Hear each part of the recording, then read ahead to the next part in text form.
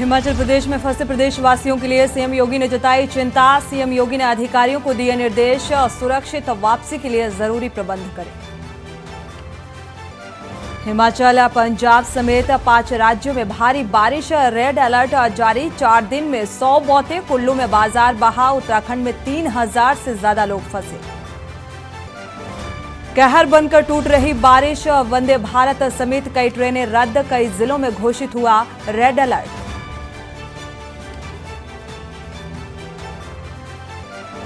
दिल्ली में यमुना का विकराल रूप, निचले इलाकों से 41,000 लोग शिफ्ट। खोले गए ओखला बैराज के सभी गेट।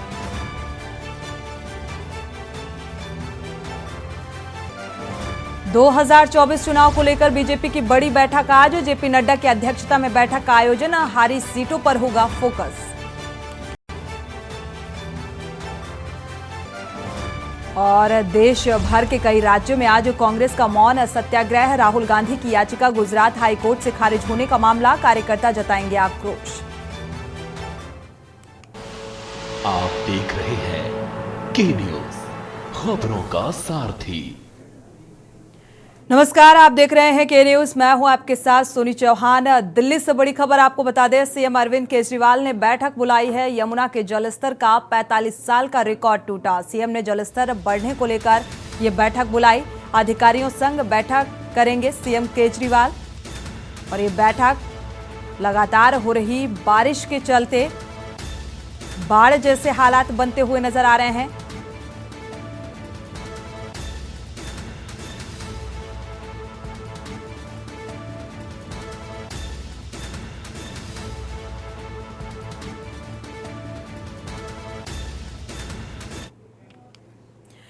बढ़ते आगे, अमेठी दौरे पर केंद्रीय मंत्री स्मृति ईरानी। 13 जुलाई को शुकुल बाजार पहुंचेंगी स्मृति ईरानी। चौपाल लगाकर लोगों की शिकायतों का निस्तारण करेंगी। केंद्रीय मंत्री के दौरे से अधिकारियों में हड़कंप। सांसद व केंद्रीय मंत्री का जनपद में लगातार तीसरा दौरा है।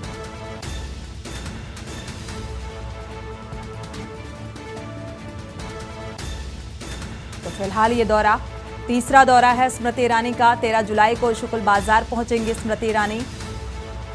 तो केंद्रीय मंत्री स्मृति ईरानी चौपाल लगाकर लोगों की शिकायतों का निस्तारण करेंगी, क्योंकि लगातार वो जनसंवाद करती हुई नजर आ रही हैं। और तीसरा दौरा है ये केंद्रीय मंत्री स्मृति ईरानी का। सांसद व केंद्रीय मंत्री जनपद में लगातार तीसरा दौरा। लोगों से जनसंवाद और लोगों की समस्याओं को साझा करेंगी। तो लगातार एक्टिव मोड में नजर आ रही हैं स्मृति ईरानी। जनसंवाद करती हुई लोगों के बीच पहुंच रही हैं, मुखातिब हो रही हैं और लोग अपनी समस्याओं को रख रहे हैं। चौपाल लगाकर लोगों की शिकायतों को साझा करें।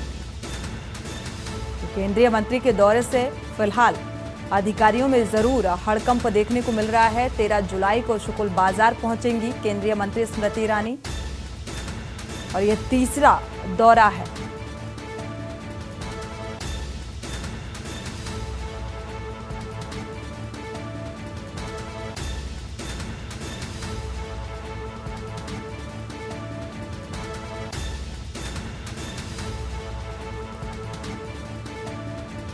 तो अमेठी दौरे के दौरान लोगों से मुलाकात।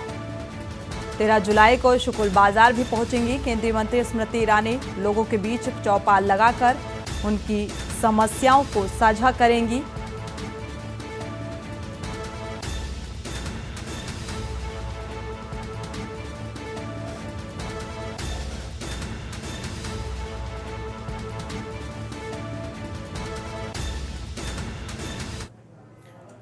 और इसी बीच दिल्ली से आपको खबर बता दें, बाढ़ के हालात बनते नजर आ रहे हैं, जिसको लेकर दिल्ली के सीएम अरविंद केजरीवाल ने यह बैठक बुलाई है।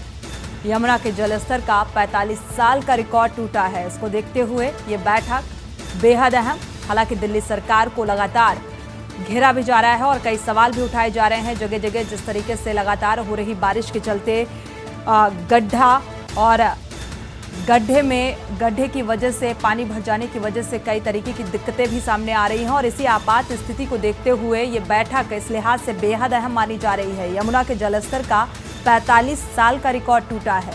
तो सीएम ने जलस्तर बढ़ने को लेकर ये बैठक बुलाई। अधिकारियों संग ये बैठक करेंगे सीएम केजरीवाल, क्योंकि दिल्ली का हाल बेहाल है।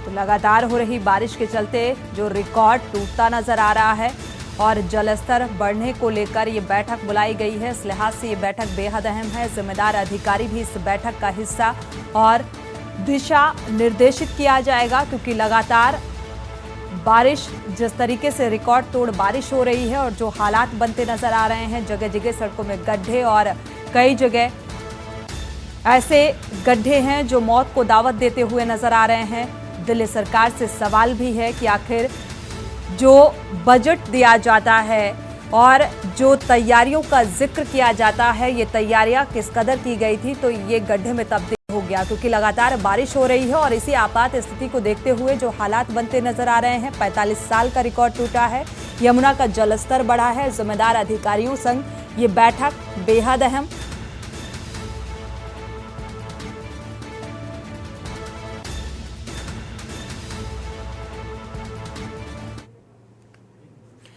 फर्रुखाबाद से बड़ी खबर मिल रही है। प्राइवेट स्कूल की लापरवाही सामने आई। स्कूल की लापरवाही से एक बड़ा हादसा हो सकता है। डिग्गी का गेट खुला होने का वीडियो वायरल हुआ। स्कूल वैन में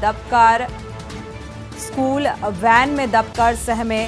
खुली डिग्गी में बैठे छात्र, वाहन चालक और स्कूल प्रबंधक की लापरवाही सामने आई। बच्चों के जीवन से खिलवाड़ किया जा रहा है, छात्रों के जीवन से खिलवाड़ किया जा रहा है, क्योंकि इस तरीके से कोई भी बड़ा हादसा हो सकता है। फर्रुखाबाद के वीरेंद्र स्वरूप स्कूल का ये मामला बताया जा रहा है, जहां पर वैन की डिग्गी में ये छात्र बैठे नजर आए। फर्रुखाबाद के वीरेंद्र स्वरूप स्कूल का ये मामला।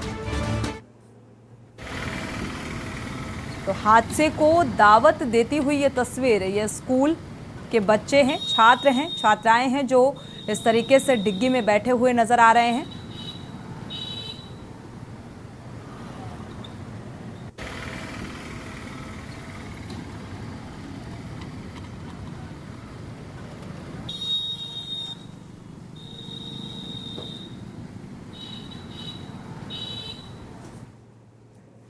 और इसी बीच रायबरेली से बड़ी खबर मिल रही है। बेटियों के साथ धरने पर बैठी मां, डीएम कार्यालय के बाहर धरने पर बैठा ये परिवार लापता पति की तलाश को लेकर पत्नी परेशान है।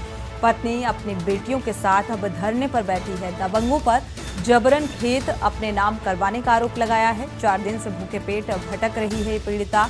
हरचंदपुर थाना क्षेत्र के महिपत खेड़ा का ये मामला बताया जा रहा है।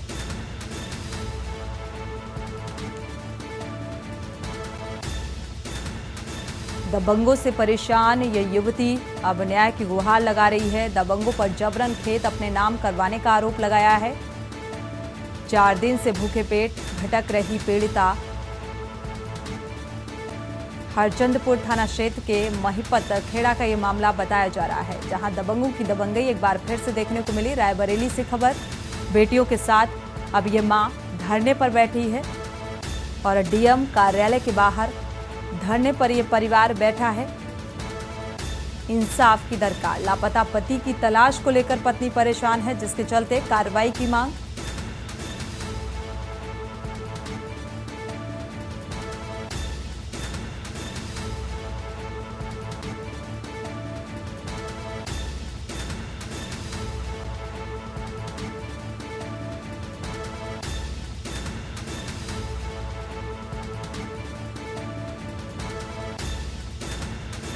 क्या रही समस्या इसमें हमारी ये है कि हमारा आदमी थोड़ा पीता खाता शराब तो उससे कम दिमाग है, चोरी से खेती लिखवा लिया है। हमको पता नहीं खेती बेची भी नहीं बेची नहीं। अब हम सोचते हैं लोगों को गाड़ी मांगते हैं, खेत में दिया डाल दे, पता नहीं कहाँ है कहाँ नहीं है। आज 10 दिन में गए भाई तो खेत में दिया डाले, ट्रैक्टर बोला तो जतावे नहीं है। कौन ऐसा कर रहा है? ऐसा कर रहा गाँव वाले जिसने खेती लिया। कौन लिया है कि बाबा दिए। कौन रहते हैं? बगल में ही रहते हैं क्या? घर के सामने रहते हैं। ललितपुर से खबर मिल रही है। कुमार आनंदी की हत्या के विरोध में प्रदर्शन किया गया। सकल दिगंबर जैन समाज ने प्रदर्शन किया है। श्री दिगंबर जैन पंचायत समिति के तत्वाधान में प्रदर्शन किया गया। हत्यारों के खिलाफ फांसी की सजा की मांग की गई है। तो प्रदर्शन कार्रवाई को लेकर और मांग की जा रही है कि आरोपी को फांसी की सजा दी जाए। हत्यारों के खिलाफ कार्रवाई की मांग। ललितपुर से आपको खबर बता रहे हैं, कुमार नंदी की हत्या के विरोध में ये प्रदर्शन सकल दिगंबर जैन समाज ने प्रदर्शन किया है और इस प्रदर्शन के जरिए कार्रवाई की मांग। श्री दिगंबर जैन पंचायत समिति के तत्वाधान में ये प्रदर्शन किया गया और मांग की गई है कि हत्यारों के खिलाफ फांसी की सजा होनी चाहिए।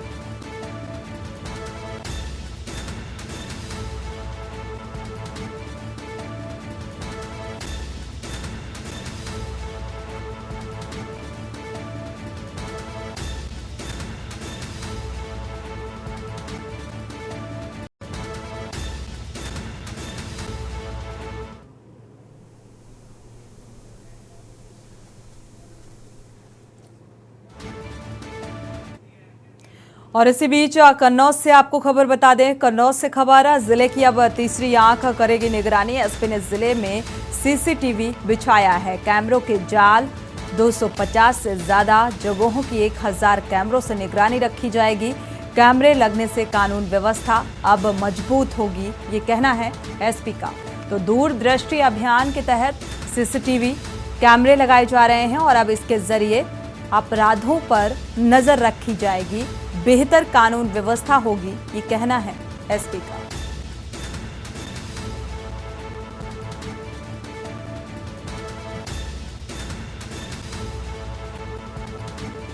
कैमरे लगने से कानून व्यवस्था चुस्त दुरुस्त होगी। दूरदृष्टि अभियान के तहत ये कैमरे, सीसीटीवी कैमरे लगाए जा रहे हैं जगह जगह।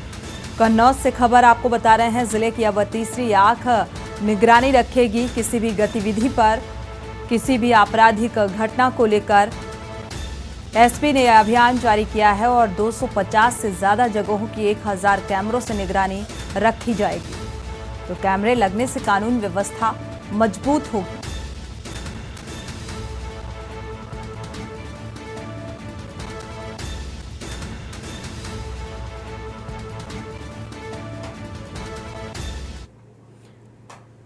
खबर फर्रुखाबाद से मिल रही है। मोबाइल लूट करने वाला गिरोह अब हत्थे चढ़ा है। पुलिस ने 3 लोगों को गिरफ्तार किया, 2 मौके से फरार हो गए। 15 से 20 मोबाइल लूट की घटनाओं को यह अंजाम दे चुके हैं। पुलिस ने भटपुरा मोड़ से 3 को गिरफ्तार किया है। 6 लूटे गए मोबाइल सहित 3 की गिरफ्तारी।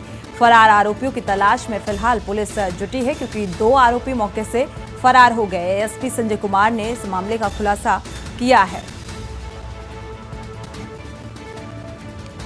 तो आरोपियों के खिलाफ आगे की कार्रवाई प्रशासनिक स्तर पर की जा रही है। 6 लूटे गए मोबाइल भी इनके पास से बरामद किए गए हैं और 2 आरोपियों की तलाश तेज कर दी गई है। फरार आरोपियों को तलाशने में पुलिस जुटी हुई है। एसपी संजय कुमार ने इस बात का खुलासा किया है।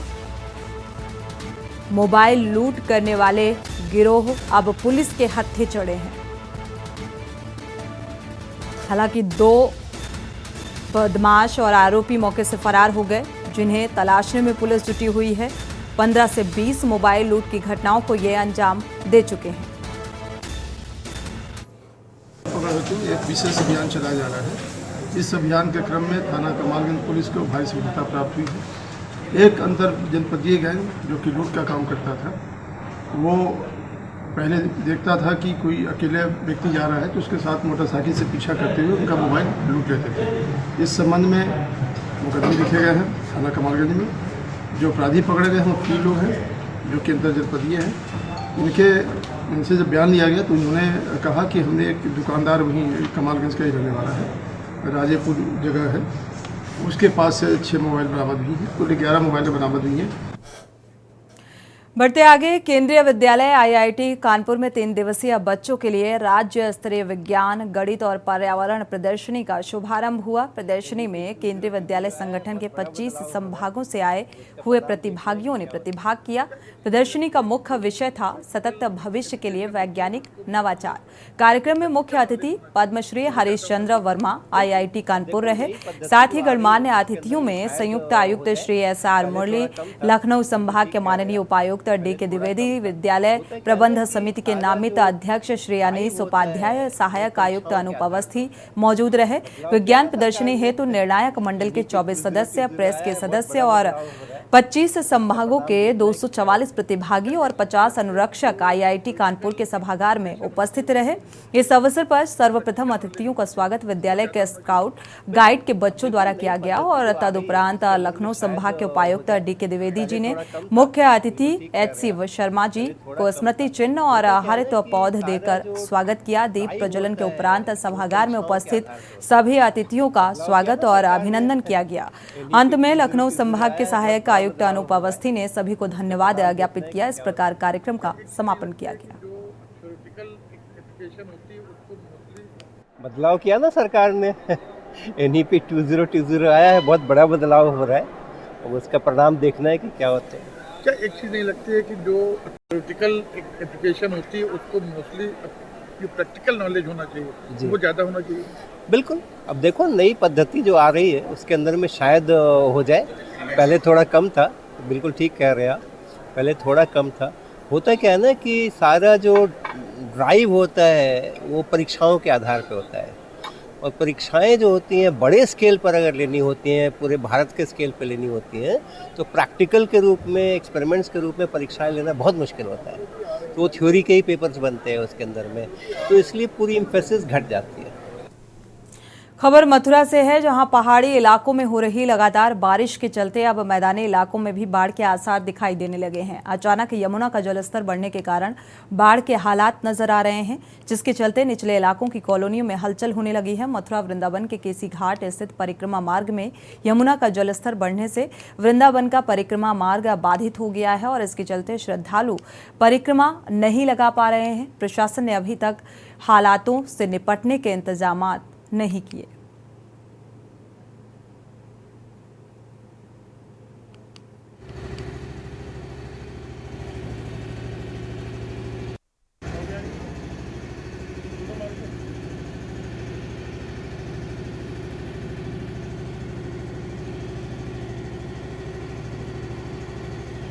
परेशानी तो बहुत हो रही है, पर क्या करें, उनकी अगर इच्छा ये थी तो ठीक है, हम कहीं और से चले जाएंगे। तब ऊपर होके जाना पड़ा आपको? ऊपर होके चले जाएंगे, वो बोलेंगे तो उधर से जाना, उधर से चले जाएंगे, उनकी मर्जी भैया। किनकी? यमुना महारानी की? किसकी? यमुना महारानी की, बांके बिहारी की, राधा रानी की कृपा है भैया। और जो लोग आ रहे हैं भाई, हम तो समझा देते लोगों को, बता देते कि भाई गहराई अंदर मत जाओ, अगर प्रशासन की कोई व्यवस्था कैसी भी नहीं है और कभी भी कोई भी हानि किसी को भी हो सकती है। ये जो परिक्रमा मार्ग है किसी घाट का, क्या ये भी बाधित हो गया? क्या हुआ है? ये इस पर पानी भरा पड़ा है, बंद है, ऊपर से रास्ता है, लोग वहाँ से निकल जाते हैं कुछ, और यहाँ पे रोक लगाई जाए पर रोकने कोई कारण ही नहीं है, मतलब देखा जा रहा है व्यवस्था नहीं कोई भी। कुछ लोग इसके अंदर से होकर जा रहे हैं, जबरदस्ती जा रहे, नहीं मानते, मना करते, मान नहीं रहे लोग, क्या किया जाए बताओ? अपनी जान से खिलवाड़ कर रहे हैं बस। अगली खबर अलीगढ़ से है, जहां लगातार हो रही बारिश के चलते एक बड़ा हादसा हुआ। 2 मंजिला मकान गिरकर धराशायी हो गया। हादसे में 2 बच्चे मकान के अंदर ही दब गए, जिन्हें रेस्क्यू ऑपरेशन के चलते बाहर निकाला गया। दोनों घायल बच्चों को हॉस्पिटल में भर्ती करवाया गया। नगर निगम और प्रशासनिक अधिकारियों ने मौके पर पहुंचकर जांच की है। स्थानीय निवासी संजय शर्मा ने जानकारी देते हुए बताया कि ये हादसा नगर निगम की लापरवाही के चलते हुआ, क्योंकि यहाँ लंबे समय से नाले की सफाई नहीं हुई थी।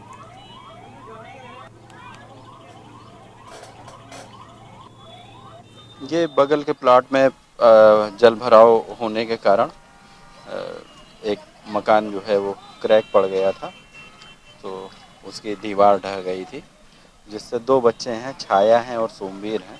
छाया की उम्र 12 साल है और सोमवीर हैं 22-24 साल के। तो इन दोनों बच्चों को थोड़ी चोट आई थी, देखा गया। बाकी इसका रिपोर्ट वगैरह तैयार की जा रही है राजस्व विभाग से।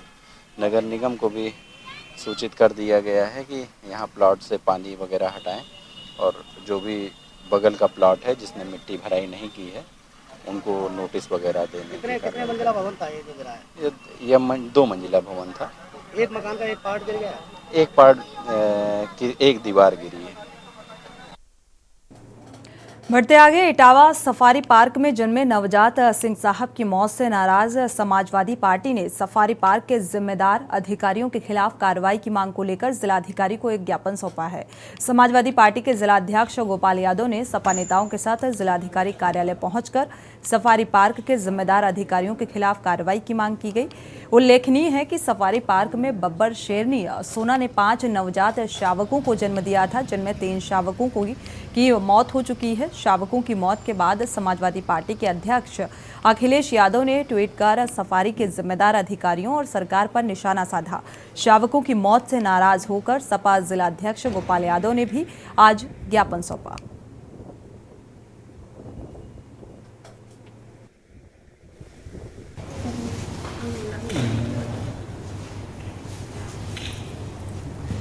देखिए, आप लोग जानते हो कि इटावा में अंतर्राष्ट्रीय स्तर का पर्यटन केंद्र बनाया हमारे राष्ट्रीय अध्यक्ष जी ने जब सरकार थी, इटावा लॉयन सफारी के रूप में। और ये सरकार की मंशा शुरू से ही लॉयन सफारी के प्रति ठीक नहीं है, इसको सहयोग नहीं किया जाता है। अगर सरकार की मंशा ठीक होती, 6 साल से ये सरकार है, 6.5 साल से, तो आज सफारी और ऊंचाई पर होती। लेकिन जहाँ है वहाँ भी ये लगातार सफारी को खराब करने की कोशिश करते हैं। आप समझिए, एक ऐतिहासिक घटना हुई, जो शेरनी है सोना, उसने एक साथ 5 शावकों को जन्म दिया। किसी एक शेरनी द्वारा एक साथ 5 शावकों को जन्म देना अपने आप में बहुत ऐतिहासिक घटना है। एजेंट साहब, समाजवादी पार्टी के जिला अध्यक्ष ने एक आपको ज्ञापन सौंपा है अपने कार्यकर्ताओं के साथ में, किस का जो ज्ञापन है, क्या कार्रवाई होगी? देखिए, समाजवादी पार्टी के जिला अध्यक्ष जी ने जो भी ज्ञापन दिया है वो इटावा लाइन में जो 3 शावकों की मृत्यु हो गई है उसके विषय में डीएम सर को दिया है। जो भी इसमें उचित कार्रवाई होगी वो करी जाएगी। खबरें अभी और भी हैं, यहाँ रुकेंगे एक छोटे से ब्रेक के लिए, लौटेंगे जल्द। आप देख रहे हैं के न्यूज, खबरों का सारथी। ब्रेक से वापस आ रहे हैं। अंबाला से खबर मिल रही है, बाढ़ग्रस्त गांव पहुंचे हरियाणा के डिप्टी सीएम दुष्यंत चौटाला ने ग्रामीणों से मुलाकात की। ट्रैक्टर लेकर बाढ़ प्रभावित क्षेत्रों का जायजा लिया गया, बाढ़ प्रभावित लोगों से बातचीत की, आर्मी और एनडीआरएफ टीम से हालात की जानकारी ली। अधिकारियों को कड़े निर्देश भी दिए गए हैं, लापरवाही बरतने वालों पर सख्त कार्रवाई की जाएगी। बुजुर्गों, बच्चों और महिलाओं पर ध्यान दिया जाए। लंगर और खाना पहुंचाने के लिए टीमें बनाई जाएं, क्योंकि जो हालात बनते नजर आ रहे हैं, बेहद दयनीय स्थिति। लगातार बारिश होने की वजह से बाढ़ के हालात और जनजीवन पूरी तरीके से प्रभावित हो चुका है। लापरवाही बरतने वालों पर कार्रवाई के निर्देश दिए हैं डिप्टी सीएम ने। दुष्यंत चौटाला ने बुजुर्गों और बच्चों और महिलाओं पर विशेष ध्यान दिया जाए और हर राहत पहुंचाने का काम किया जाए। इसके लिए टीमें गठित की जाएं। लापरवाही बरती गई तो लापरवाही बरतने वालों के खिलाफ कार्रवाई की जाएगी।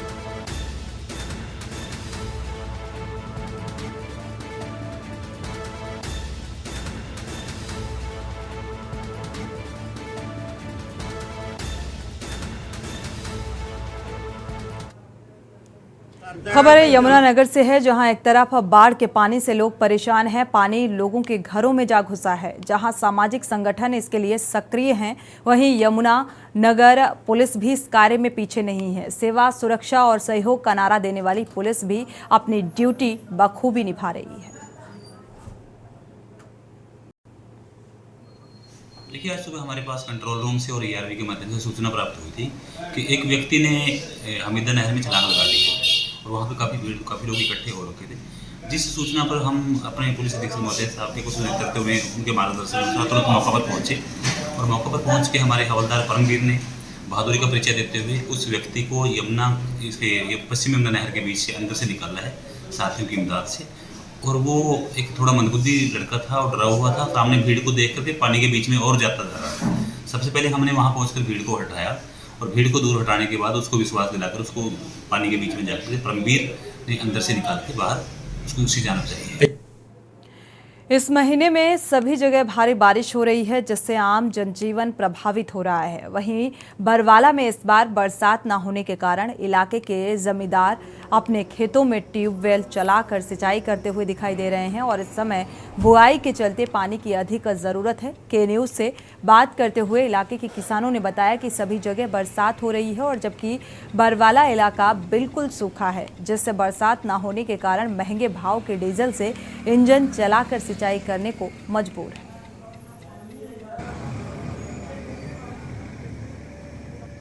लीटर 1 किलो में 1000 रुपया तेल लागे। समय तो बरसात तो जे खर्चा बच जे जमींदार नहीं, जमींदार मर रहे हैं। हुसैन। तो आप जमींदार हो? हाँ जमींदार। हाँ। तो फिलहाल आप किस चीज़ की खेती कर रहे हो? जीरी लगावा 11, 21, 15 से 9 सवेरे ट्यूबवेल चलावा, शाम तक 1000 रुपया डीजल खाजे है।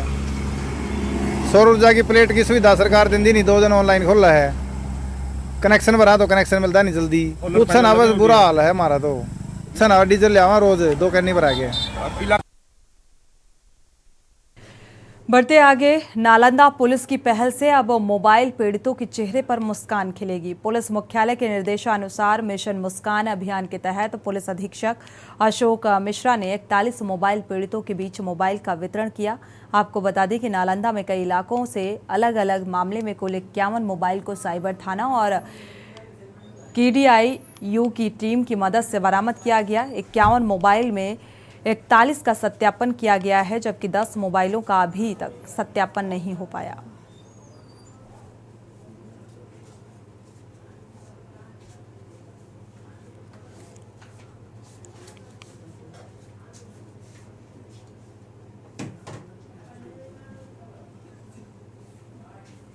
पुलिस मुख्यालय के स्तर से ऑपरेशन मुस्कान चलाया जा रहा है, जिसमें मोबाइल फ़ोन जो चोरी हो रहे हैं या जो गुम हो जाते हैं या जो सनहा दर्ज होते हैं या जो छिनतई वगैरह के केसेस होते हैं, उसमें मोबाइल को बरामद करके सामूहिक रूप से हम लोग डिस्ट्रीब्यूट करते हैं। तो नालंदा जिला में पहली बार हम लोग कर रहे हैं। इससे पहले जो भी मोबाइल बरामद होता था हम लोग वादी को बुलाकर उसको दे देते थे, लेकिन चूँकि सामूहिक हम लोगों ने पिछले कुछ दिनों में अभियान चलाया था तो बड़ी संख्या में मोबाइल बरामद हुआ है। आज हम 51 मोबाइल यहाँ पर लेके डिस्ट्रीब्यूट करने आए थे। उसमें 10 का सत्यापन अभी नहीं हुआ है, तो 41 लोगों को मोबाइल डिस्ट्रीब्यूट किया जाएगा और आगे भी ये प्रक्रिया जारी रहेगी।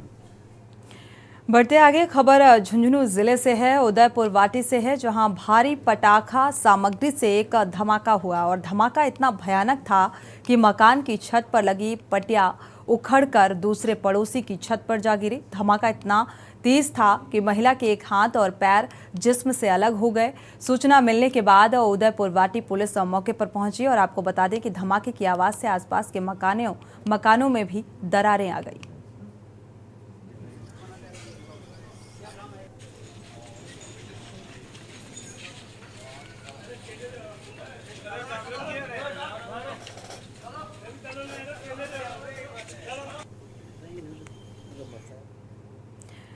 पुणे सोलापुर राष्ट्रीय राजमार्ग पर इंदापुर तालुका में सरदेवड़ी टोल गेट के पास एक गन्ने के खेत में 30 से 35 साल के एक युवक का शव मिला है। पुलिस ने अनुमान लगाया है कि युवक की हत्या पत्थर से कूचकर की गई है। शख्स की पहचान अभी तक नहीं हो पाई है, लेकिन घटना की आगे की जांच इंद्रापुरम पुलिस कर रही है और पुलिस को मृतक व्यक्ति की जेब से ST का एक टिकट मिला है, जिसमें उसने बस में यात्रा की थी, जबकि पुलिस को घटनास्थल पर एक फास्टैग, एक मोबाइल, हेडफोन जैसी चीजें मिली हैं। इंद्रापुर पुलिस अब आगे की जांच में जुटी हुई है।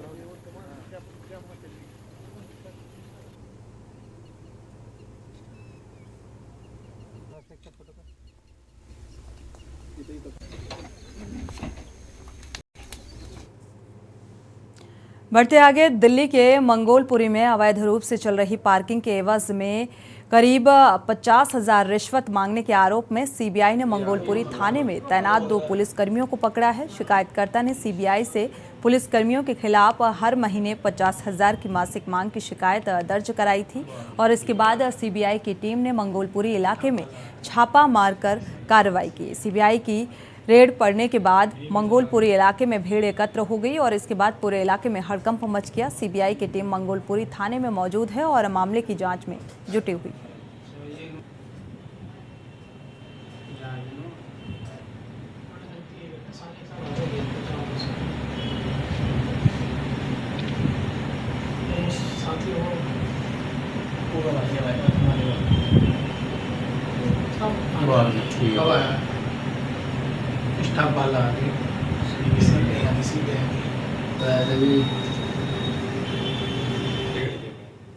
खबर गुरदासपुर से है, जहां पहाड़ी और मैदानी इलाकों में लगातार बारिश होने के कारण पानी के बढ़े स्तर को देखते हुए मकोड़ा पतन के पास रावी दरिया पर चल रही कश्ती को बंद कर दिया गया था, लेकिन अब दरिया पर पानी का जलस्तर कम होने के कारण उसे फिर से चालू कर दिया गया है। लेकिन लोगों की अभी भी मांग है कि खस्ता हालत हो चुकी है और इसी को देखते हुए न किसी उपलब्ध कराई जाए ताकि दरिया पार करते समय किसी प्रकार की कोई घटना घटित ना हो सके। और उधर दरिया में जलस्तर बढ़ने के कारण दरिया पार करने के लिए लोगों को भारी दिक्कतों का सामना करना पड़ता है, क्योंकि उनका पूरी तरह से बाढ़ से संपर्क टूट चुका है और जिस कारण बीमार लोगों और खास करके महिलाओं को अधिक परेशानियों का सामना करना पड़ रहा है।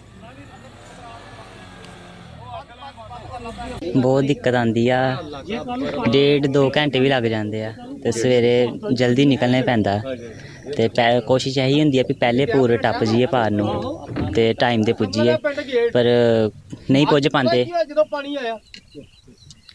पुज पाते टाइम ते कदी मिस हो जाता स्कूल। रुक करते हैं अगली खबर का। भारत और पाक सीमा और 2 धार्मिक स्थलों के अलावा 2 गांवों को जोड़ने वाला रास्ता बंद हो चुका है, जिस कारण लोगों को अब अधिक रास्ता तैयार कर अपने भक्तों की ओर जाने के लिए मजबूर होना पड़ रहा है। हालांकि समय समय पर जिला प्रशासन को लेकर अवगत कराया जा चुका है, मगर अभी तक कोई भी कार्रवाई नहीं की गई। गुरदासपुर दोरंगला रोड पर स्थित गाँव सद्दा के पास बनाई गई पुली और लगातार बारिश होने के कारण ध्वस्त हो गया, जिस कारण ये रास्ता बंद होने के कारण धार्मिक स्थलों के दर्शनों के लिए जाने वाले लोगों को अब कड़ी दिक्कतों का सामना करना पड़ रहा है। और संबंधित विभाग को इस पुल के बारे में कई बार अवगत कराया जा चुका है, मगर कोई कार्रवाई नहीं की गई। हैरानी की बात यह है कि एक तरफ जिला प्रशासन की ओर से पर्यावरण को बचाने के लिए लोगों को पेड़ पौधे लगाने के लिए प्रेरित किया जाता है, और वहीं दूसरी तरफ इसके विपरीत चलते हुए प्रशासन ने पुली के पास लगे हुए 2 वृक्षों को काटकर रास्ता बंद कर दिया, जिससे साफ जाहिर होता है कि जिला प्रशासन पर्यावरण को लेकर कितना गंभीर है। का खालसा वाहिगुरू जी की फतेह। मैं प्यारा सिंह पिंड सद्दा, जो कि पुली 7-8 साल तो जी है बेकार पई है, तो प्रशासन वाले ने 1-2 ट्रक लिया के पत्थर भी ला दिया, उदों गाड़ी कार्रवाई कोई नहीं की। ये जी सड़क है बहुत मेन सड़क है, क्यों गाड़ी गुरुद्वारा बाबा श्री चंद साहब आ, इतिहासी गुरुद्वारा साढ़े 100 पिंड का इतिहासी गुरुद्वारा। दूजी ये सड़क सिर्फ गुरुद्वारा नहीं है, डिस्पेंसरी भी है। ਇਹ ਜਿਹੜਾ ਰਸਤਾ ਵਾ ਕਾਫੀ ਚਿਰ ਤੋਂ ਮਤਲਬ ਪੁਲੀ ਬੈਠੀ ਹੋਈ ਸੀ, ਥੋੜਾ ਜਿਹਾ ਰਸਤਾ ਚੱਲਦਾ ਸੀਗਾ, ਥੋੜਾ ਜਿਹਾ ਬੰਦ ਸੀਗਾ, ਤੇ ਹੁਣ ਇੱਕਦਮ ਰਸਤਾ ਟੁੱਟ ਗਿਆ। ਇਸ ਰਸਤੇ ਦੀ ਇੰਨੀ ਕਾ ਵਜ੍ਹਾ ਇਹ ਵੀ ਜਿਹੜੀ ਇੱਧਰ ਇੱਕ ਗੁਰਦੁਆਰਾ ਪੈਂਦਾ ਟਾਲੀ ਸਾਹਿਬ ਗਾਲੜੀ, ਜੋ ਕਿ ਸੰਗਤ ਨੂੰ ਆਉਣ ਜਾਣ ਵਾਸਤੇ ਇੰਨੀ ਪਰੇਸ਼ਾਨੀ ਹੋ ਰਹੀ ਹੈ ਕਿ ਜਿਹੜਾ ਹਿਸਾਬ ਕਿਤਾਬ ਕੋਈ ਨਹੀਂ। ਇਸ ਪੁਲੀ ਦਾ ਹਾਲ ਵੇਖ ਲਓ ਵੀ ਹੁਣ ਇੱਕਦਮ ਪੁਲੀ ਜਿਹੜੀ ਹੈ ਨਾ ਟੁੱਟ ਗਈ ਆ, ਤੇ ਇਸ ਮਹਿਕਮੇ ਦੀ ਅਣਗਹਿਲੀ ਵੇਖੋ, ਜਾਂ ਪੰਜਾਬ ਸਰਕਾਰ ਦੀ ਕਰ ਲਓ ਜਾਂ ਇਸ ਪਾਸੇ ਦੇ ਜਿਹੜੇ ਮੁਲਾਜ਼ਮ ਸਰਕਾਰ ਨੇ SDO ਐਕਸ਼ਨ SC ਇਹਨਾਂ ਦੀ ਅਣਗਹਿਲੀ ਵੇਖੋ ਵੀ ਇੰਨੀ ਸੰਗਤ ਨੂੰ ਇਹ ਪਰੇਸ਼ਾਨੀ ਹੋ ਰਹੀ ਹੈ। ਇਸ ਛੋਟੀ ਜਿਹੀ ਵਜ੍ਹਾ ਕਰਕੇ ਕੋਈ ਐਡਾ ਵੱਡਾ ਖਰਚੇ ਦਾ ਕੰਮ ਨਹੀਂ ਹੈਗਾ, ਪਰ ਅਣਗਹਿਲੀ ਅਫਸਰ ਇਹੋ ਕਰਦੇ ਆ ਵੀ ਆਹ ਜਿਹੜਾ ਕੰਮ ਵਾ ਹੁਣ ਵੇਖੋ ਆਹ ਜਿਹੜੀ ਸੰਗਤ ਦੀ ਪਰੇਸ਼ਾਨੀ ਆ ਇਹ ਹੁਣ ਸੰਗਤ ਨੂੰ ਪਰੇਸ਼ਾਨੀ, ਇਹ ਸਰਕਾਰ ਮੁਲਾਜ਼ਮ ਇਹਨਾਂ ਨੂੰ ਤਾਂ ਕੋਈ ਇਹਨਾਂ ਦੀ ਦਿੱਕਤ ਤੇ ਕੋਈ। पंजाब के लिए बहुत ही मान वाली बात है कि गुरदासपुर के नौजवान को दुबई में शेख द्वारा सम्मानित किया गया। 24 साल की छोटी उम्र में ही समाज सेवा करनी शुरू कर दी थी और अभिषेक ने आज विदेश में इनका नाम भारत में और भारत से बाहर इनके द्वारा समाज सेवा की जाती है। और इस बारे में जानकारी देते हुए गुरदासपुर के दीनानगर में रहने वाले अभिषेक सिंह ने बताया कि जब वो 24 साल के थे तो उनके पास एक महिला आई जिसके पास इलाज के लिए पैसे नहीं थे और वो अपनी दवाई लाने में भी पर्याप्त नहीं थी, जिसकी उन्होंने मदद की और इसके बाद उन्होंने मन में समाज सेवा करने के लिए एक जज्बा पैदा हुआ। और इस बारे में बताते हुए अभिषेक ने आगे कहा कि उन्होंने अभी तक पंजाब में कई लोगों का इलाज करवाया है जो कि लोग और अपने इलाज नहीं करवा पा रहे हैं। और इसके अलावा मेडिकल कैंप, खून ब्लड डोनेट करना और इसके कैंप भी लगवाते हैं, सेवाओं से लोगों की सेवा की जाए। बताया कि भारत के बाहर जैसे दुबई, कनाडा, अमेरिका में भी समाज सेवी काम करते हैं। साल का सी कुछ इदां दे इंसीडेंट्स होए जिहड़े मतलब कि मैनू वो चीज़ बड़ी ऑड जी लगी कि ਪੈਸਿਆਂ ਦੀ ਖਾਤਰ ਵੀ ਮਤਲਬ ਕਿ ਕਿਸੇ ਦਾ ਇਲਾਜ ਨਹੀਂ ਹੁੰਦਾ। ਔਰ ਸਾਡੇ ਇੱਥੇ ਮਤਲਬ ਕਿ ਅਸੀਂ ਰਹਿੰਦੇ ਹਾਂ ਔਰ ਆਪਸ 'ਚ ਇੰਨਾ ਪਿਆਰ ਸਾਰੇ ਧਰਮਾਂ ਨਾਲ ਅਸੀਂ ਕਰਨੇ ਆ।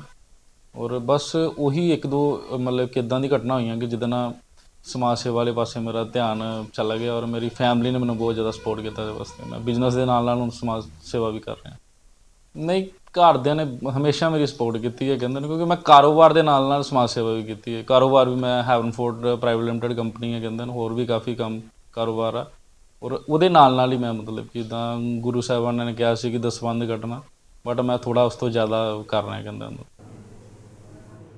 बढ़ते हैं आगे और रुक करते हैं अगली खबर का। फरीदाबाद पहुंचे हरियाणा के राज्यसभा सांसद दीपेंद्र सिंह हुड्डा ने शहीद मनोज भाटी की प्रतिमा का अनावरण कर कई कार्यक्रमों में शिरकत की और सांसद ने कहा कि इस बार हरियाणा में कांग्रेस की सरकार बनने जा रही है और भारतीय जनता पार्टी का सोपड़ा साफ होता दिखाई दे रहा है।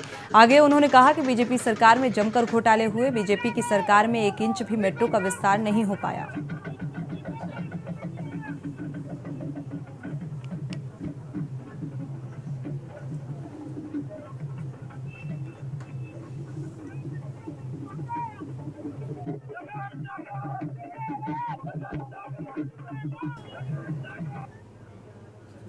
बढ़ते आगे, हथनी कुंड बैराज से पानी छोड़े जाने के बाद जहां दिल्ली और आसपास के सटे हुए इलाकों में यमुना का जल स्तर बढ़ रहा है, तो वहीं फरीदाबाद में यमुना नदी उफान पर है, जिसके चलते यमुना के आसपास के इलाकों में बाढ़ जैसे हालात हो गए हैं। और इन्हीं हालातों को देखते हुए आज जिला उपायुक्त विक्रम सिंह ने यमुना के से लगे हुए इलाकों का दौरा किया और इस मौके पर उन्होंने मीडिया से बातचीत करते हुए बताया कि यमुना के आसपास निचले इलाकों में बनी कॉलोनी और गांव के अंदर पानी घुसने लगा है, जिसको लेकर आज दिल्ली से लेकर यमुना से लगते फरीदाबाद का जायजा लिया गया और लोगों को इन इलाकों से मकान खाली करने के निर्देश दिए गए हैं।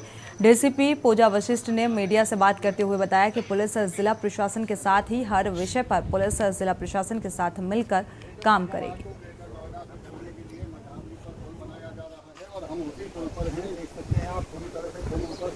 आज जैसा कि फरीदाबाद की सीमा से ही दिल्ली की सीमा जहाँ से होती है वहाँ से शुरू करके सभी गांव का हम दौरा कर रहे हैं। तो कुछ एरिया ऐसे हैं जैसे बसंतपुर हो गया या आसपास के एरियाज़ हो गए वहाँ पे, तो वहाँ पे लोगों ने यमुना के बेसिन पे अपने घर बना रखे हैं। तो उनसे आग्रह करा गया है और घर घर जाके उनको मैसेज भी दिलवाया गया है कि अपने घरों से अभी शिफ्ट हो जाएँ कुछ दिनों के लिए जब तक पानी ऊपर है।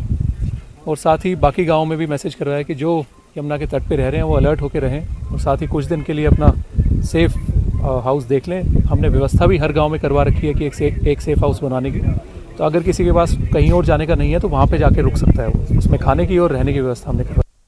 हमारा जो कोऑर्डिनेशन है डिस्ट्रिक्ट एडमिनिस्ट्रेशन के साथ वो शुरुआत से ही बना रहा है और जैसे भी कोई जो भी मीटिंग होती है, विजिट्स होती है, मानसून को लेके, कावड़ को लेके, अभी जो कि हमारा जो ये आपदा आई है उसको लेके, तो हमारा कोऑर्डिनेशन बिल्कुल बना हुआ है। साथ में जो भी रेस्क्यू एक्टिविटी करनी होगी या जो भी होगा वो हम लोग इकट्ठा करेंगे। हमारे सभी ऐसे सभी ग्राउंड पे हैं, चौकी इंचार्जेस आज पूरा जो विजिट हुआ है, तो बेसिकली हम जो भी करेंगे इकट्ठे मिलकर करेंगे। रुक करते हैं अगली खबर का। इंदौर क्राइम ब्रांच ने ऑपरेशन प्रहार के तहत एक बड़ी कार्रवाई करते हुए अवैध मादक पदार्थ की तस्करी करने वाले 2 कुख्यात अपराधियों को पकड़ने में सफलता हासिल की गई है। पकड़े गए आरोपियों के कब्जे से करीब 13.90 ग्राम ब्राउन शुगर मिली। अंतर्राष्ट्रीय कीमत करीब जिसकी 1,50,000 रुपए बताई जा रही है। आरोपी इंदौर शहर सहित आसपास के क्षेत्र में ब्राउन शुगर की तस्करी करते थे।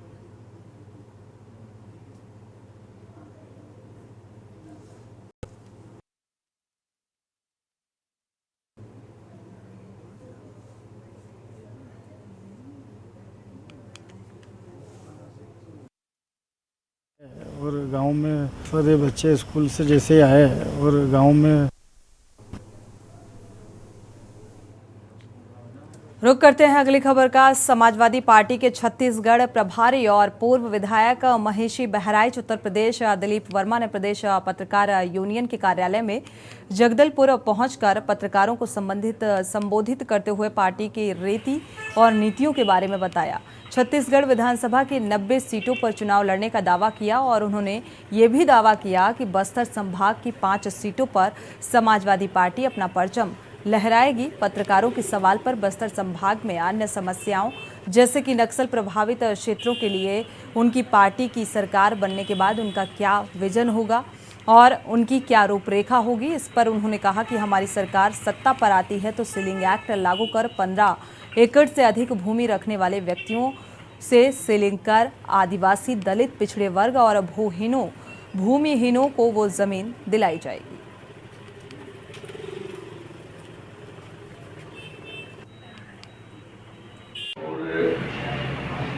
अभी हम विभिन्न स्थानों पर रात प्रवास करते हैं, लोगों से मिलते हैं, संपर्क करते हैं, क्योंकि यहाँ पर छत्तीसगढ़ में हमारा ठीक ठाक संगठन नहीं है।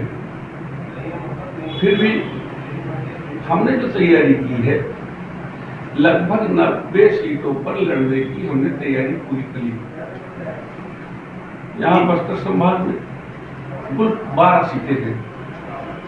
हम कुंडा गांव के कोड़ा गांव एक रात रहे, अपने कुछ साथियों से मिले, फिर आए जगदलपुर में रुका, फिर जगदलपुर से गया बीजापुर में रुका, बीजापुर के बाद दंतेवाड़ा में का प्रवास किया। इतने प्रवास में हमने 12 सीटों का आकलन कर लिया। बढ़ते आगे, सुकमा दंतेवाड़ा के सरहद में अति नक्सल प्रभावित क्षेत्र गोगुंडा, सिमेल, तुम्बापाड़ और गट्टापाड़ व तोयपारा के पहाड़ियों में 48 घंटे तक संयुक्त नक्सल विरोधी अभियान चलाया गया और जिला सुकमा के डीआरजी, एसटीएफ और 201 वाहिनी कोबरा और जिला दंतेवाड़ा के डीआरजी बलों द्वारा संचालित किया गया अभियान। सर्चिंग के दौरान सेमेल की पहाड़ी में पुलिस नक्सली मुठभेड़ हुई और डीआरजी की पार्टी सर्चिंग करते हुए सेमेल की पहाड़ी के पास पहुंचे थे कि लगभग 30 से 40 सशस्त्र नक्सलियों द्वारा डीआरजी की पार्टी को जान से मारने और हथियार लूटने की नीयत से आधाधुंध फायरिंग की गई। जवाबी कार्रवाई में डीआरजी के जवानों द्वारा भी फायरिंग की गई, जिससे नक्सली खुद को कमजोर पड़ता देख जंगल पहाड़ी की आड़ में भाग खड़े हुए।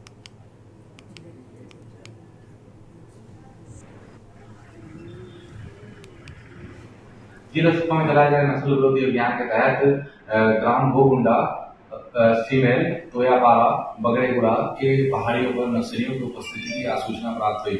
आसूचना के तहत दिनांक 9, 10 एवं 11 को DRG Sukma, DRG Dantewada, STF एवं कोबरा 201 वाहिनी के द्वारा संयुक्त नक्सल विरोधी अभियान चलाया गया। अभियान के दौरान नक्सलियों ने पुलिस पार्टी पर फायरिंग की। पुलिस पार्टी ने भी जवाबी फायरिंग की। नक्सली पुलिस पार्टी को अपने भारी पड़ता देख जंगल झाड़ की आड़ लेकर भाग गए। इलाके की सर्चिंग के दौरान इलाके पे भारी मात्रा में नक्सल सामग्री एवं 4 नग आईडी प्राप्त हुए। सुरक्षागत कारणों से आईडी को मौके पर ही नष्ट कर दिया गया। पुलिस पार्टी कैंप वापस आ गई और नक्सल विरोधी अभियान इस तरह का सुकमा जिले में लगातार जारी रहेगा। वक्त हो चला एक छोटे से ब्रेक का, लौटेंगे जल्द। आप देख रहे हैं के न्यूज, खबरों का सारथी। ब्रेक से वापस आ रहे हैं, रुक करते हैं खबरों का। रायगढ़ की सुप्रसिद्ध श्री कृष्ण जन्माष्टमी मेले में मीना बाजार लगाने के लिए पूर्व स्थल सावित्री नगर में इस बार मेला लगाने के लिए स्थानीय निवासी काफी विरोध कर रहे हैं। सिंगल सड़क के साथ साथ रेलवे माल धक्का होने के कारण भी ये सड़क काफी ट्रैफिक और जाम यहां पर बना रहता है। ऐसे में मीना बाजार लगने से स्थानीय लोगों के साथ साथ दर्शकों की भी जाम का खामियाजा भुगतना पड़ सकता है और सभापति सलीम नियारिया, पार्षद आपति मुक्तिनाथ, एल्डरमैन वसीम खान और पार्षद रथू जासवाल, बबलू बारेट सहित स्थानीय निवासियों ने इस स्थल पर मीना बाजार न लगाकर अन्यत्र कहीं और लगाने की मांग कर रहे हैं। मीना बाजार संचालकों द्वारा सावित्री नगर के निजी पड़िया भूमि के लगाने पर प्रशासन से अनुमति की मांग की जा रही है। बता रहा हूँ ना, करने के लिए फील्ड विजिट करने के लिए आज मौके पर मैं अपने सभी सहकर्मियों के साथ उपस्थित हुआ हूँ और उसमें जो वार्डवासी हैं, जनप्रतिनिधि हैं, नगर निगम के आवेदक लोग हैं, मीना बाजार लगाने वाले लोग हैं, पक्ष वाले लोग हैं और इसका विरोध करने वाले लोग हैं। सभी पक्षों को हमने ध्यान से सुना है और मुख्य रूप से लोगों का ट्रैफिक को लेकर के, यातायात व्यवस्था को लेकर के सवाल है।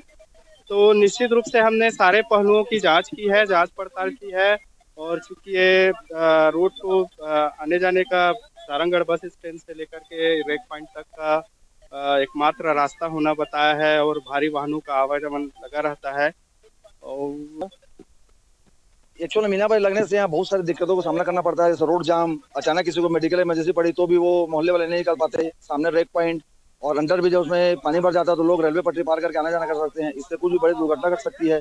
और अभिलक के द्वारा जो मेयर में 2.25 एकड़ जमीन के लिए जो परमिशन मांगा था और यहाँ पास मौके में होने पे आके वो 20 एकड़ जमीन की बात कर रहे हैं, तो ये शासन प्रशासन को ऑलरेडी गुमराह कर रहे हैं। और इतने आपत्तियों के बाद भी यदि मीना ब्यार के यदि परमिशन शासन प्रशासन द्वारा मिलता है तो हम लोग हाई कोर्ट में जाने याचिका लगाएंगे। बढ़ते आगे, पूरा मामला बेमेतरा जिला के सुदूरवर्ती ग्राम तेंदू से लगा हुआ करही गांव का है, जहां पर बीच सड़क को तेंदू के कुछ ग्रामीणों ने जेसीबी से खोदकर आवागमन को बाधित कर दिया है, जिससे गांव में आवागमन पूर्णतया बाधित हो गया है। और इससे परेशान ग्रामीण बेमेतरा कलेक्ट्रेट पहुंचे, कलेक्टर से मुलाकात कर आवागमन दुरुस्त कराए जाने की मांग की है। ग्रामीणों ने बताया कि तेंदू से करही मुख्य मार्ग बेमेतरा और कबीरधाम जिले को जोड़ती है और करही तक पहुंचने के लिए ये मार्ग है, लेकिन ग्राम तेंदू निवासी हजारी निषाद, सुखचंद निषाद और सुरेंद्र निषाद ने सड़क को अपनी जमीन कहते हुए बीच सड़क को काट कर आवागमन को बाधित कर दिया, जबकि ग्रामीणों के मुताबिक सड़क इसे दान में दिया गया था और अब इस सड़क को जबरदस्ती अपना जमीन बताते हुए इस पर कब्जा कर सड़क को बीच रास्ते में खुदाई कर दी गई।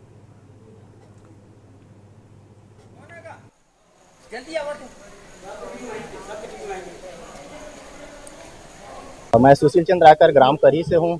हमारे गांव का जो मुख्य मार्ग एक ही सड़क है जो तेंदो से जुड़ता है, उसी को तेंदो के समस्त ग्रामवासी उसको काट दिया है। और जबकि वो सड़क जो बना था 2001 में निःशुल्क उस समय भूमि दान के रूप में दिया था सड़क बनवाने के लिए, लेकिन आज के डेट में समस्त ग्रामवासी तेंदो के जो लोग हैं वो बोल रहे हैं कि हमको मुआवजा चाहिए। तो उसी समस्या को लेकर के हम लोग बेमेतरा कलेक्टर आए हैं, समस्त ग्रामवासी करही वाले लोग।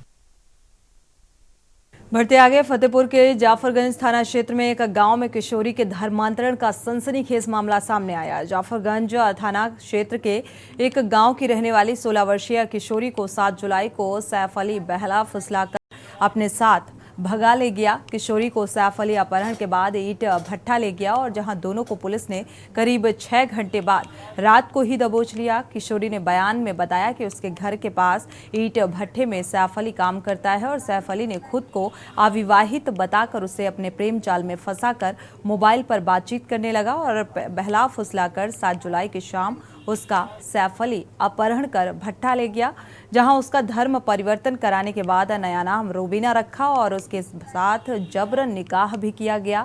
निकाह के बाद सैफ अली ने भट्ठे में घिनौनी वारदात को अंजाम दिया। पीड़ित ने बताया कि सैफ अली शादीशुदा और एक बच्चे का पिता है। इसने इस बात को पूरी तरह छिपाए रखा। उधर पुलिस ने किशोरी की मां की तहरीर के आधार पर अपहरण का मुकदमा दर्ज करते हुए किशोरी के बयान कोर्ट में कराए। किशोरी के बयान के आधार पर पुलिस ने मामले में दुष्कर्म, धर्म परिवर्तन और पॉक्सो की धाराएं बढ़ा दी हैं।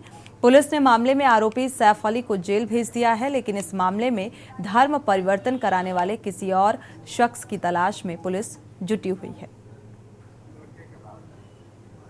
फोन से कांटेक्ट हुआ था और हमें लिवा के गया था भट्टे के पास बहला वहीं पे धर्म परिवर्तन करवाया, पता नहीं क्या बुलवाया था उर्दू में, हमें ध्यान नहीं है। फिर मेरा नाम रूबीना रख दिया, रूबीना रख के फिर गलत काम। क्या नाम है लड़के का? सैफ अली। बढ़ते आगे, किसानों के लिए एक बड़ा संकट आने वाला है जो उनकी फसल में पड़ने वाली खाद से जुड़ा हुआ है। आपको बता दें कि बाराबंकी पुलिस प्रशासन ने शहर के अंदर सुबह 8 बजे से रात 10 बजे तक भारी वाहनों की नो एंट्री कर दी है। नो एंट्री का ये समय हादसों पर रोकथाम और जाम की समस्या को देखते हुए ये नो एंट्री का समय निर्धारित किया गया है। बाराबंकी पुलिस प्रशासन का यह नियम कहीं न कहीं आने वाले दिनों में किसानों पर भारी पड़ने वाला है, क्योंकि शहर में नो एंट्री का जो समय है वो समय डीलरों का रिटेलरों तक ट्रकों के माध्यम से खाद पहुंचाने का भी है।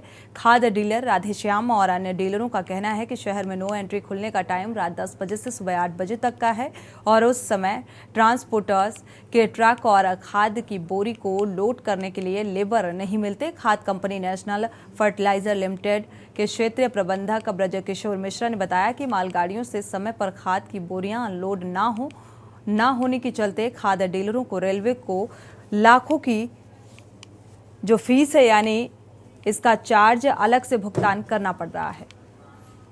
वहाँ पर बाईपास पे यहाँ जहाँ करौली वाला रोड है, असैनी रोड है, यहाँ FCI वाला गेट, यहाँ से गाड़ियाँ आने नहीं देते सर। जबरदस्ती गाड़ियों वालों को जब आती है तो उनका चालान हो जाता, कहते चालान हो जाएगा, इधर हमारी जिम्मेदारी आगे आपका चालान हो जाएगा। कितने बजे तो रोक रहे हैं, क्या टाइम है? अभी तो साहब कल से हमको लगता है, कल से अब बोल रहे कि 2 से और 4 के बीच में गाड़ी निकाल सकते हैं, दोपहर में 2 से 4 के बीच में। तो वैसे सुबह से शाम तक क्या टाइम है? अब तो वो 10 बजे के बाद बचती गाड़ियाँ रात को। जी हाँ, सुबह 8 बजे से 10 बजे रात तक लो इसकी आपकी नो एंट्री लगती है। इस पे अभी बात हुई थी, कंपनी वालों से भी बात हुई थी, इफ्को वालों से भी बात हुई, तो उनका कहना था कि नो एंट्री की वजह से दिक्कतें आ रही हैं। अभी हम लोगों ने CDO साहब से भी बात करी है, तो इसमें हम लोग प्रयास करेंगे कि जो नो एंट्री का है वो जो बच्चों का स्कूल रहता है उस अवधि में थोड़ा छोड़ करके बाकी अवधि में उनको फ्री कराने के लिए मैं अभी जिलाधिकारी महोदय से भी बात करूंगा, ADM साहब से बात करूंगा, जिससे कि इनका समय से रैक खाली हो जाए और समय से खाद जो है जो रिटेलर्स या होलसेल डीलरों के पास में समय से पहुँच जाए। इसी के साथ बुलेटिन में फिलहाल बस इतना ही। आगे खबरों के लिए आप देखते रहिए K News India।